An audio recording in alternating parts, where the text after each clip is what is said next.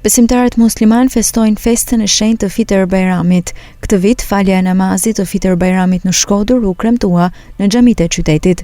Muftiu i Shkodrës Imam Muhamet Sytari në fjalën e tij tha se xhamia pranon të gjithë ata që pendohen para Zotit. Sa djem të ri dhe vajza të reja gjatë muajit të mëndueshëm të Ramazanit që sapo kaloi, janë kthy nga dera e Zotit të tyne. Janë kthy me pendim të sinqertë.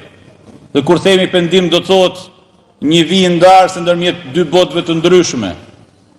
Kur themi tobe, do të thotë një vijë ndarëse ndërmjet dy kohrave të ndryshme, dy realiteteve të ndryshme. Dhe me thanë një person i cili nuk ka lanë gjapa pa. Dhe një moment të caktuar Allahu Azza wa Jall ja ndriçon mendjen dhe zemrën e tij, ose thuaj, në një moment të caktuar ai bie në gjurmë të kësaj drite hyjnore, e cila gjithsesi është përpara syve të gjithkujt dhe nuk i mohohet askujt. Prandaj eja dhe trokit në derën e pendimit, sepse Allahu i do ata që kërkojnë falje. Në muajin e mëndueshëm të Ramazanit i pam xhamitë tona të mbushura me djem të ri dhe vajza të reja. Muftiu Sytari dha një mesazh edhe për besimtarët që kaluan muajin e Ramazanit mes luftës në Gaza.